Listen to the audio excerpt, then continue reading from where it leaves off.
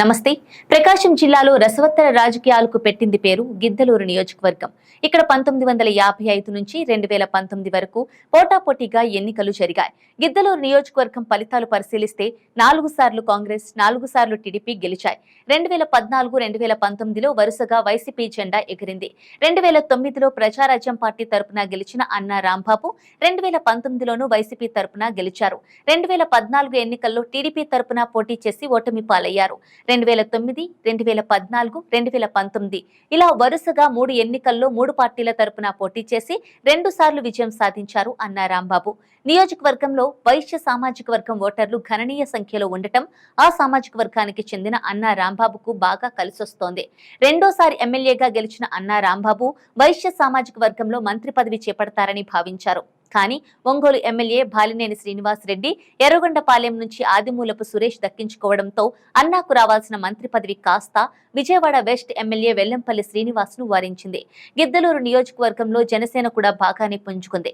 2019 ఎన్నికల్లో Janasena party MP అభ్యర్థిగా పోటీ చేసిన బెల్లంకొండ విద్యా సంస్థల అధినేత బెల్లంకొండ సాయిబాబా గిద్దలూరు ఇన్ఛార్జ్ గా వ్యవహరిస్తున్నారు. పార్టీ బలోపేతానికి పార్టీ కార్యక్రమాలను జనాల్లోకి తీసుకువెళుతున్నారు.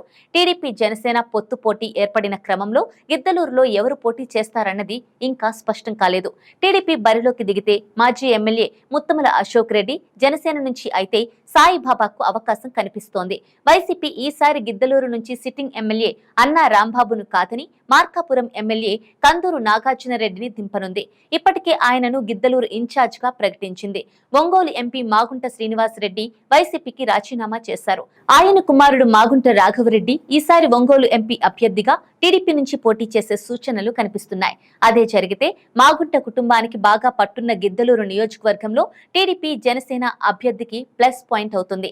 కులాల వారీగా గెలిచిన ఎమ్మెల్యేలను చూస్తే 12 సార్లు ఇక్కడ రెడ్లు గెలిచారు. వారిల్లో పిడతల రంగారెడ్డి 4 ఎన్నికల్లో విజయం సాధించారు. ఆయన రాష్ట్ర మంత్రిగా, ఉమ్మడి రాష్ట్ర అసెంబ్లీ స్పీకర్ గా, ఉమ్మడి ఏపీసీసీ అధ్యక్షుడిగాను వ్యవహరించారు. ఆయన కుమారుడు విజయ్ కుమార్ రెడ్డి, కోడలు సాయి కల్పనారెడ్డి కూడా గిద్దలూరు నుంచి ఎమ్మెల్యేలుగా గెలిచారు. కాపు కులానికి చెందిన పగడాల రామయ్య ఇక్కడి నుంచి ఒక్కసారి గెలిచారు. 2009 ఎన్నికల్లో ప్రకాశం జిల్లాలో ప్రజారాజ్యం పార్టీ గెలిచిన ఏకైక స్థానం ఇది. గిద్దలూరు నియోజకవర్గంలో 6 మండలాలు, 94 పంచాయతీలు, 1 నగర పంచాయతీ ఉంది. నియోజకవర్గంలోని 6 మండలాల్లో ఎక్కువ మంది ఆర్మీ ఉద్యోగస్తులు, రిటైర్డ్ ఆర్మీ వాళ్లు ఉంటారు. నియోజకవర్గ విస్తీర్ణం 705 చదరపు కిలోమీటర్లు.